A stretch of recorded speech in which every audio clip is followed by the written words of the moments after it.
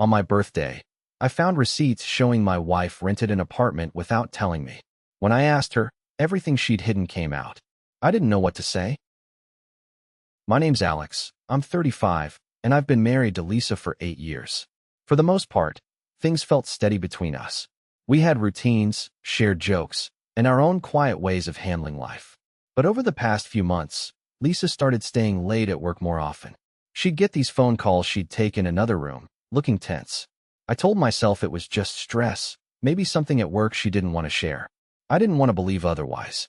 Then, on my birthday, I found something I never expected, something that didn't fit with the story I'd been telling myself. That moment flipped everything I thought I knew about us. I was cleaning out the car when I found it. A crumpled receipt tucked under the passenger seat. It had Lisa's name on it, and I barely recognized the address.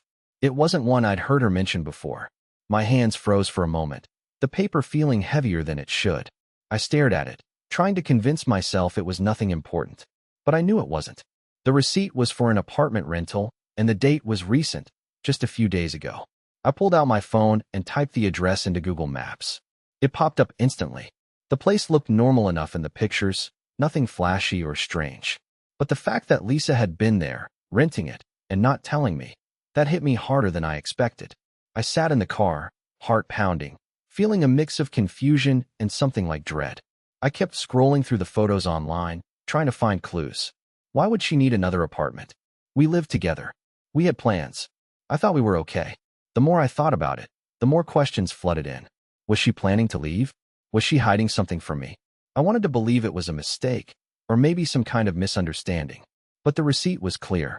It was under her name, and the date was real. I tried calling her, but it went straight to voicemail. I left a message, trying to keep my voice steady. Hey, it's me. Just wanted to check in. Call me back when you get a chance. I didn't mention the receipt.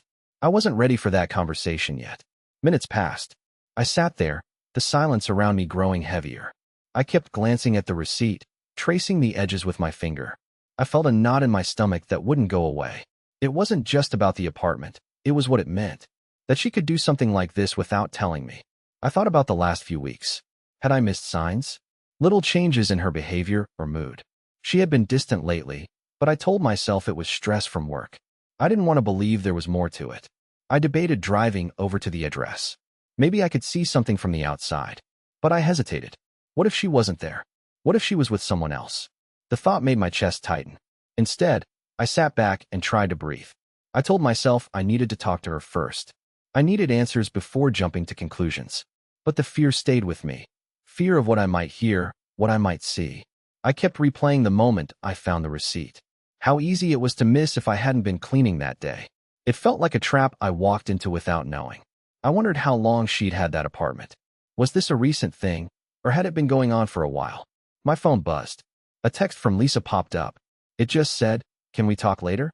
No explanation. No apology. Just those 4 words. I didn't reply. I wasn't ready. I sat there, holding the receipt, feeling like everything was unraveling but not knowing where to start fixing it. I thought it was over. But the silence that followed said otherwise. That night, I was still holding the receipt in my hand when Lisa came through the door. I waited until she set her bag down before I said anything. "What's this apartment for?" I asked, trying to keep my voice steady. The paper felt heavy between my fingers. I watched her face, hoping for a clear answer. She didn't look up. Instead, she glanced away, fiddling with the hem of her shirt. "It's just a storage space," she said, her voice flat like she wanted to end the conversation right there. But something in her tone didn't sit right with me. Storage space? I looked back at the receipt. The address was definitely an apartment, not a storage unit. Storage. I repeated, hoping she'd explain. "This looks like a living space rental, Lisa. Why would you rent an apartment just to store stuff?" My voice was calm, but I could feel my heart pounding. I needed answers. She finally met my eyes, but there was a flicker of irritation there. "You're overreacting," she snapped. Her words hit me harder than I expected. I wasn't trying to accuse her, but her sharp tone made it feel like she was hiding something. She crossed her arms and leaned against the wall, like she was ready to shut me out. I took a step closer, lowering my voice. "I'm not overreacting. I just want to understand why you're keeping this from me." The silence hung between us. Her body language was closed off, and I could tell she was struggling to come up with a reason. Instead of answering, she shook her head. Look, it's nothing important. Just some old stuff I didn't want cluttering our home. But her eyes avoided mine again.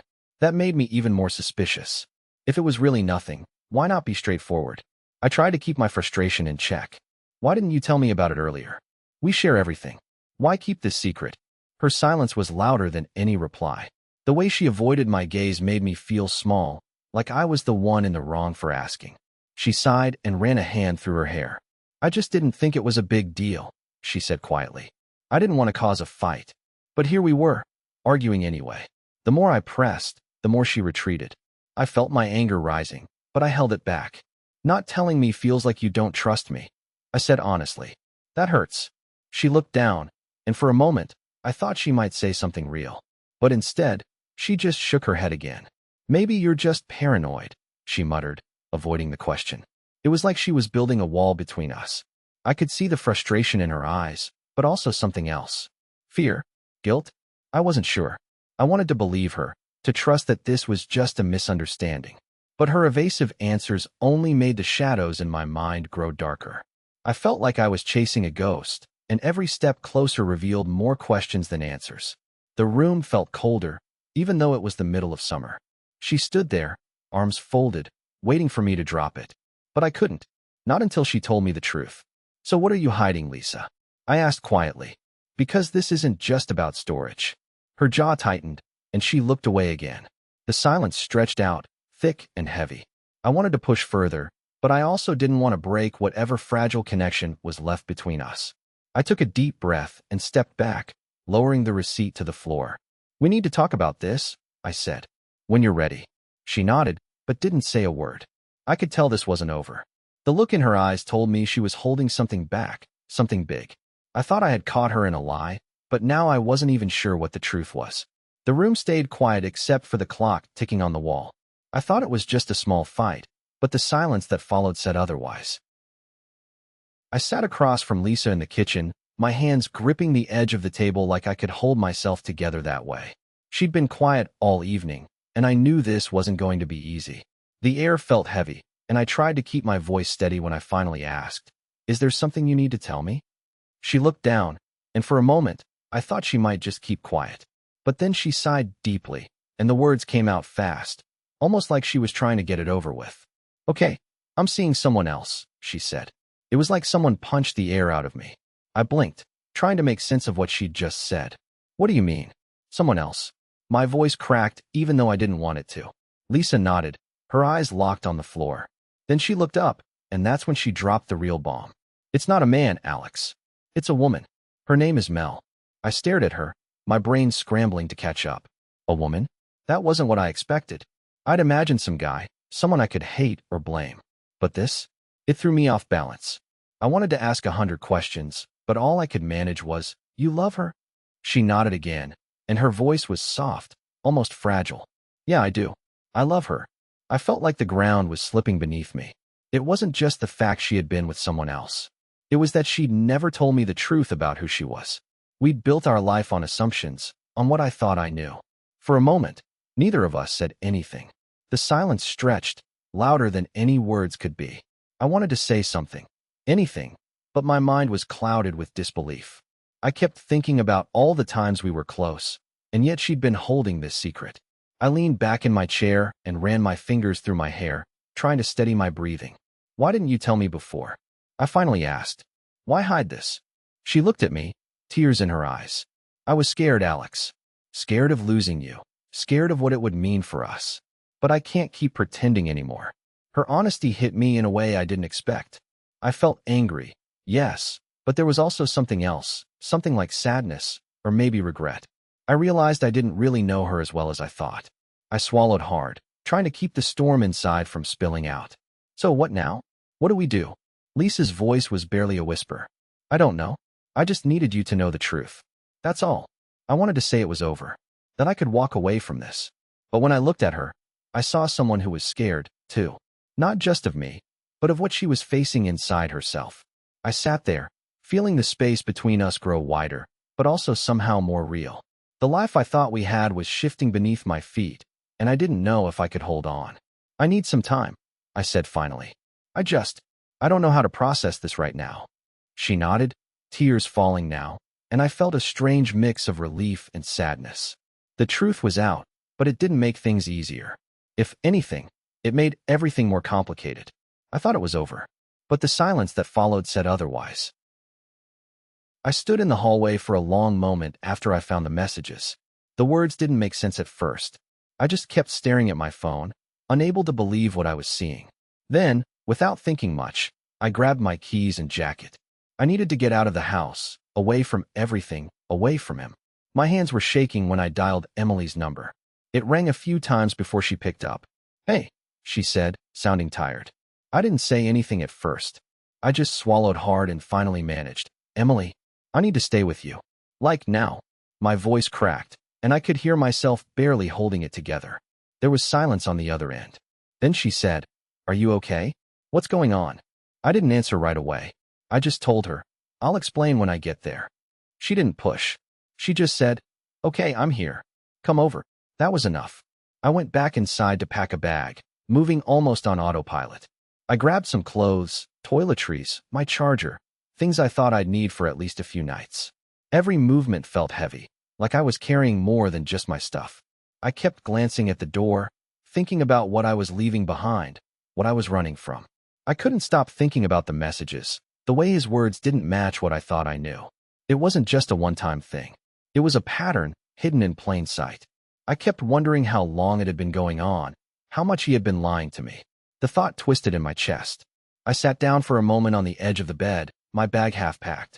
I felt numb, but also a dull ache, like I was slowly waking up from something I didn't want to face. I wanted to scream, but no sound came out.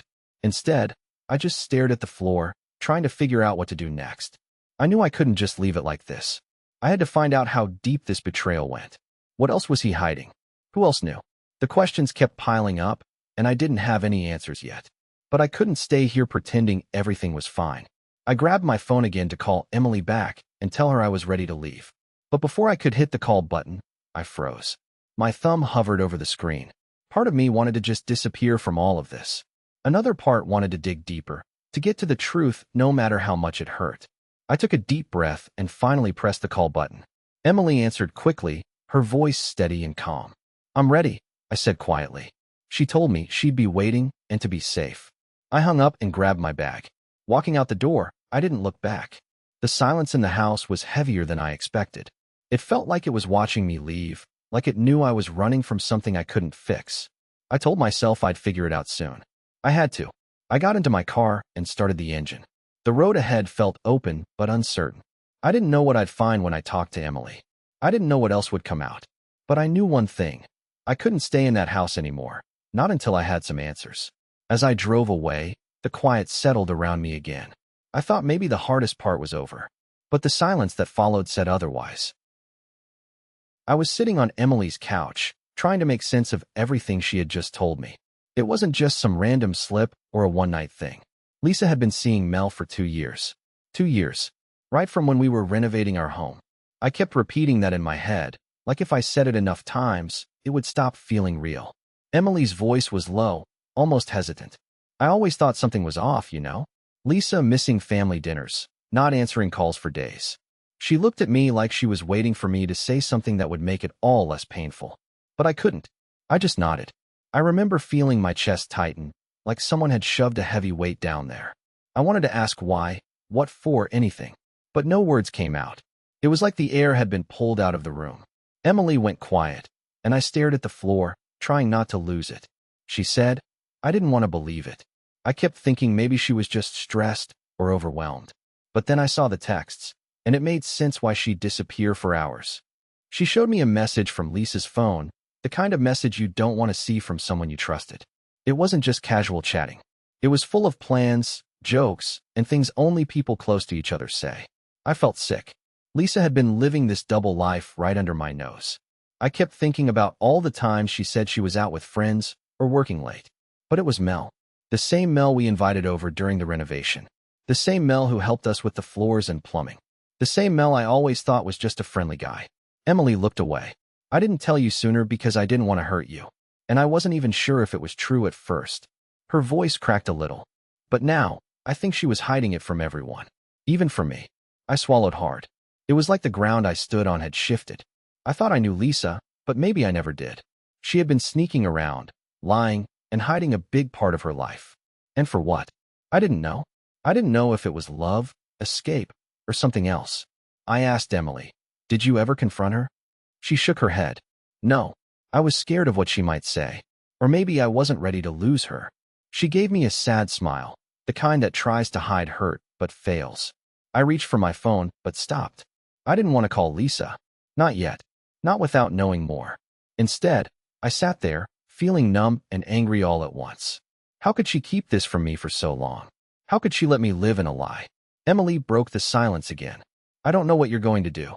Maybe you need time. I'm here if you want to talk. I barely managed a nod.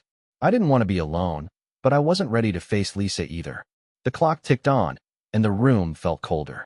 I thought it was over, but the silence that followed said otherwise. I walked into the lawyer's office feeling like I'd already lost something, but I wasn't sure what exactly. The room was quiet and sterile, with those stiff chairs and a desk full of papers. It smelled faintly like old leather and cleaning spray. I kept my hands in my lap and tried not to fidget. The whole thing felt unreal, like I was walking through someone else's life. The lawyer was in his 60s, with glasses perched low on his nose. He didn't smile much, but he seemed calm. I told him I wanted to understand the process for separation.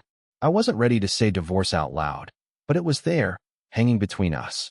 He nodded and asked some basic questions. When I got married, if we had a prenuptial agreement. I answered quietly, almost like I was reading from a script I'd rehearsed 1,000 times in my head. Then he asked if I had any documents. I pulled out a folder from my bag. It wasn't much: financial statements, some emails, a few receipts. I'd spent the last few days gathering anything I thought might matter. I'd looked through old bills, bank accounts, even insurance papers. Each one felt heavier than the last, like carrying a weight that wasn't just on my shoulders, but inside my chest. The lawyer flipped through the papers without much comment. I watched his face, trying to catch a hint of judgment or sympathy. There was none, just professionalism. "We'll prepare the separation papers," he said finally, marking that moment like a definitive line in the sand. "Once you're ready, we file. Then we can talk about dividing assets, custody if needed, and so on." Hearing those words, "prepare the separation papers," felt like a punch. Not because I wanted this, but because it meant everything I'd hoped for was gone. The illusions I'd held on to since I found out about Lisa's lies were officially over. I thought about the late nights we spent together, the plans we made for the future, all of it slipping away like sand through my fingers. I swallowed hard and kept my voice steady. "How long does it usually take?" I asked, even though I didn't really want to know. The lawyer shrugged. "Depends on how cooperative both sides are. Sometimes a few months. Sometimes longer if there's a fight." I nodded, imagining every possible scenario. The quiet echo in my head was the thought that maybe it wouldn't be messy at all. Maybe Lisa and I could part quietly. But the weight in my gut told me it wouldn't be that simple. He moved on to the next steps, explaining what kinds of agreements I could propose, what rights I had. I tried to focus on the facts, the paperwork, the logistics. It was easier to deal with numbers and rules than with the messy feelings I had buried deep down. After a while, I asked if I could leave the documents there. He said yes, and I felt a strange relief handing them over like evidence in a case I never wanted to be part of. On the way out, the cold air hit me harder than I expected. The sky was gray, and the streets looked empty, but inside I felt a storm I couldn't name. I thought I was ready to close that door, but the silence that followed said otherwise. I met Lisa at the coffee shop where we first started spending afternoons together. It felt strange to be there, like a quiet marker for something that was ending. I didn't want to drag it out or make it worse than it already was. I had made my decision clear in my mind, even if saying it aloud still felt heavy. We sat across from each other, the table between us cluttered with empty cups and crumpled napkins.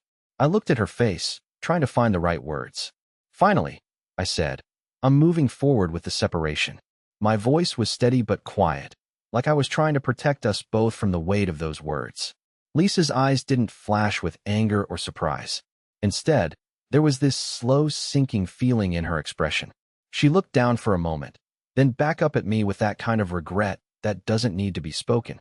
She didn't argue or try to change my mind. She just nodded, like she had been expecting this for a while, but didn't want to admit it. "I want you to be happy," she said, her voice barely above a whisper. Even if it's not with me. Hearing that made my throat tighten. It wasn't the words themselves. It was the quiet way she said them, like she was giving up something important, but trying to be kind anyway. For a moment, neither of us said anything. The background noise of the coffee shop felt distant. I was thinking about everything we had shared, the good and the bad, and how it was all folding up between us now. The life we built felt like it was slipping through my fingers. The door to our life together was closing, and I could almost hear it click shut. Lisa reached across the table and touched my hand lightly. It wasn't a desperate gesture. It was soft, like a goodbye wrapped in a small piece of comfort. I didn't pull away. I let her hold on to that for a second longer than I probably should have. We started talking about the practical things, the apartment, the timing, the messy parts no one wants to think about when they're saying goodbye. But even in those moments, the silence between us was loud. It was filled with everything we weren't saying. The hopes that didn't come true, the mistakes we made, and the quiet understanding that some things just can't be fixed. I told her I needed some space to figure out what comes next. She nodded again, understanding more than I could say. I saw a flicker of sadness in her eyes, but also this strange relief, like a weight had been lifted even though it hurt. When we finally stood up to leave, the goodbye wasn't dramatic. There were no tears or shouting, just a quiet, shared moment where we both knew this was the end of a chapter. I hesitated for a second, then looked back at her one last time. Lisa gave me a small, sad smile. It was like she was trying to say thank you and sorry all at once.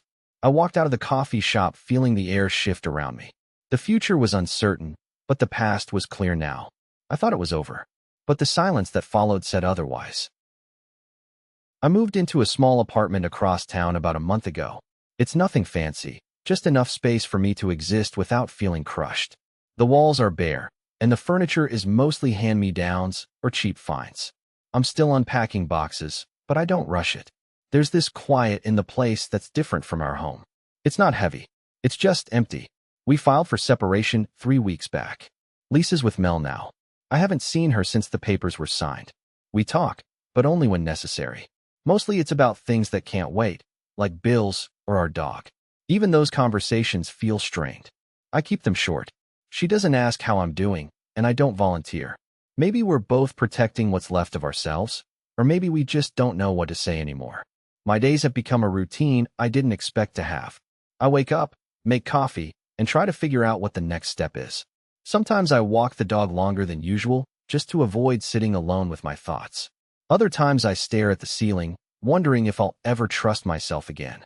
It's strange how something like trust can break so quietly. One day, it's there without question. The next, it's shattered, and you don't even see the cracks until you step on them. I don't think about Lisa much during the day. Not because I don't want to, but because it hurts too much. Instead, I focus on small things, fixing a leaky faucet, learning how to cook dinner without burning it, remembering to call my mom. These little victories remind me I'm still capable of taking care of myself. I'm not proud, but I'm trying. Sometimes, late at night, the silence gets too loud. I find myself scrolling through old photos on my phone. Pictures of us smiling, laughing, pretending everything was fine. I don't know why I do it. Maybe I'm hoping to find a reason to hold on, or maybe I just want to see what I lost. The worst part is that I don't feel angry looking at them, just a dull ache that settles in my chest. Last week, I caught myself rehearsing what I would say if Lisa walked through the door. I imagined telling her I'm sorry, that I miss her, that I want to try again. Then I remember why none of that matters anymore. We've both changed, and so has what we want. There's no going back, no fixing this with words or promises. I haven't told anyone how scared I am. Scared that I might never find that kind of connection again. That maybe this was it, my one shot at something real, gone. But I don't show it. I keep my face calm, my voice steady. Inside, it's a different story. Some nights, I lie awake wondering if I'll ever feel whole. I'm learning to live with the quiet, to accept that it's part of this new life. The loneliness isn't the worst part. It's the feeling that I have to relearn who I am without her. The man I was before feels like a stranger now, and the man I'm becoming is still a work in progress. I don't know what the future holds. Some days, I think I'll be okay. Other days, I'm not so sure. But for now, I'm here. I'm trying. And maybe that's enough. I thought this was the end, but the silence that followed said otherwise. Right now, I'm mostly keeping to myself and focusing on work. It helps to have something steady to do. My family's been a quiet support, just there without pressing me for details. Lisa and I are officially separated now. She's moved in with Mel. I didn't expect it to end like this, but I guess some things just can't be fixed. I've had to learn a lot about trust and where to draw lines. It hurts, but I'm starting to understand how important that is. It's not easy to accept, especially after everything we shared. Some days, I still catch myself hoping things could go back to how they were. But they won't. There's a strange kind of relief in admitting that. It means I'm letting go, even if it's slow. I'm not rushing through this or pretending it doesn't hurt. I'm moving forward, one day at a time, trying to build something new out of what's left. It's quiet, and sometimes lonely, but it feels like the right move.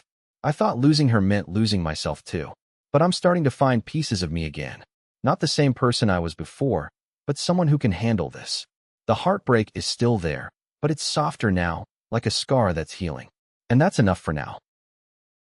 If you ever get that feeling something's off with your partner, don't push it aside. I did, and it made everything worse. It's hard to face the possibility that someone you trust might be hiding things. But keeping quiet won't fix anything. You owe it to yourself to be honest about what you feel, even if it hurts. Talking openly with your partner is tough. It might not go the way you hope, but at least you know where you stand. Sometimes the truth is painful, but it's also the only way to start healing or moving forward. Pretending everything is fine just builds walls between you two. If you catch signs that don't add up, don't wait for proof or for things to get worse. Ask questions. Say what you notice. Trust your gut, even if it's scary. You might be surprised how much clarity comes from having those conversations, even if the answers aren't what you want. I'm not saying it's easy. I'm still working through it all myself. But hiding things or ignoring them only traps you in confusion and pain. Facing reality, no matter how hard, is the first step to finding peace. So if you're sitting there doubting, speak up. You deserve that honesty from them and from yourself.